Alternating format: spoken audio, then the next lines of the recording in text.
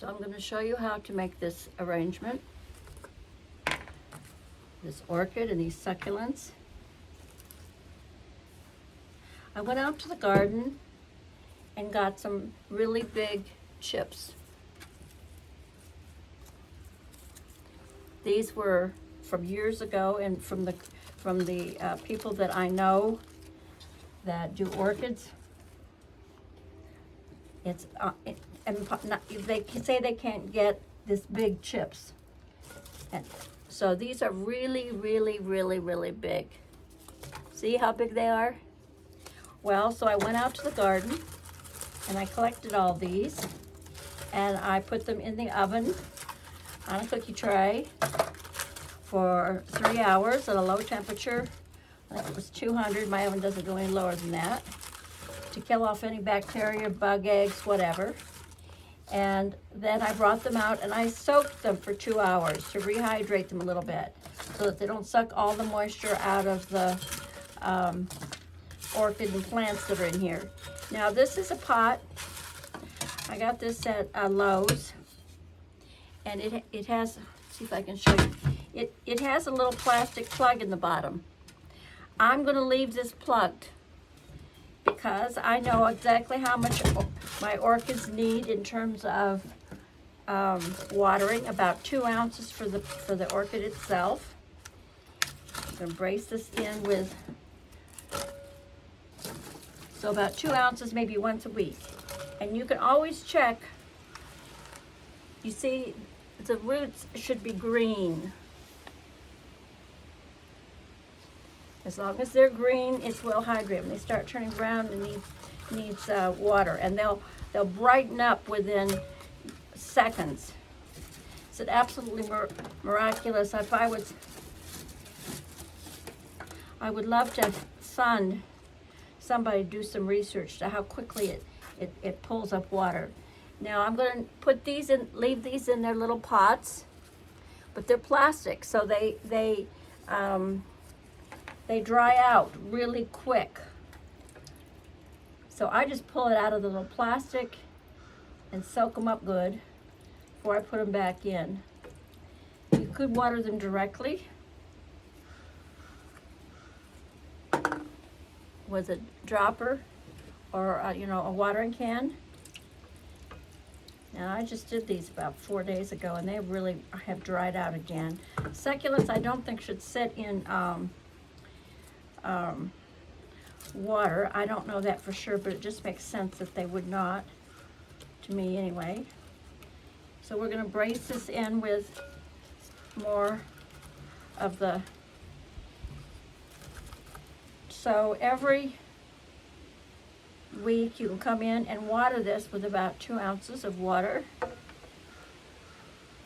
Some of the instructions on some of the orchids that you get at the grocery store will tell you an ice cube is enough water, and that's about 1 ounce for some of these smaller orchids. So I'm soaking these in the water for a little bit, and we're going to reassemble this. Oh, 3 minutes. It's too much. Well, so it won't be as short. But you can see here, if I get this good and I'm letting it sit in a little bit of water in there, to soak up a little bit more water because they really were dehydrated. What we're going to do here is, oh dear, gotten mixed up. I've mixed up the containers for the names.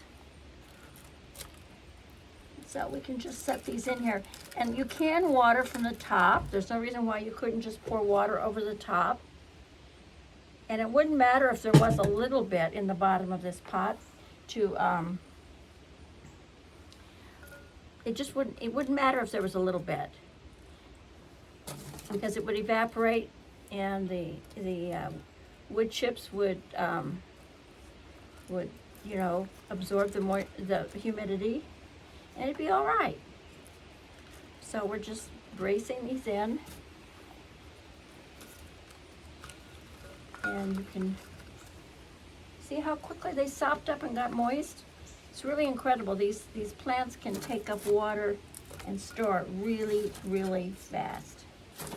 Now, people who know for general orchid care, there's lots of videos online, and there's several different approaches to everything, as with most gardening. See, I'm using the mulch to cover up the pots a little bit, bracing it in, and so forth. So even if you put a little bit, watered a little bit too much and it went through the bottom of the pot, it's not going to soil your tabletop. And that's what I want. I don't see that there's not a pretty base to put under here. And I use a lot of the plastic ones, but you know, that's not, we'd like things to be beautiful all the way around. So this is our orchid pot. And I want it to stand a little bit this way, so I'm going to brace it up with some more, tilt the pot a little bit more, and lock it in with some of these wood chips. And now I have a beautiful orchid plant. Now I remember 2 to 4 decades ago that when people would send these as gifts, and I checked out what they charged for this, because there came a point of time which I needed to give a hostess gift. The friend had done a lot of favors for me and been very generous in one way or another. And I went to a florist to, order one, and they wanted $150. Well, by that time, you could go to the grocery store and buy orchids like you can nowadays. Everybody has orchids for, I think this one was $20. And each of these little plants was like $6. It doesn't say what kind of orchid it is by costume. So bright light, water every 2 weeks it says, and keep above 50 degrees Fahrenheit. And it gives a site to I want to take the price tag off when I stick this in here. Anyway, so there you have a beautiful flower arrangement. I'm going to give this as a gift. I do remember the first time I stayed at the Pierre Hotel many decades ago, and our suite had, of course, it had a beautiful white orchid and a fruit basket. When I stayed at the Waldorf Astoria, the manager always made sure I had a bouquet of fresh flowers and a bowl of fruit. So this is a beautiful gift to give to somebody. And I have a friend that has been very kind to me, and I'd like to do something nice for her. Thank you very much for sharing. It's been a pleasure. You have a blessed day. Thank you.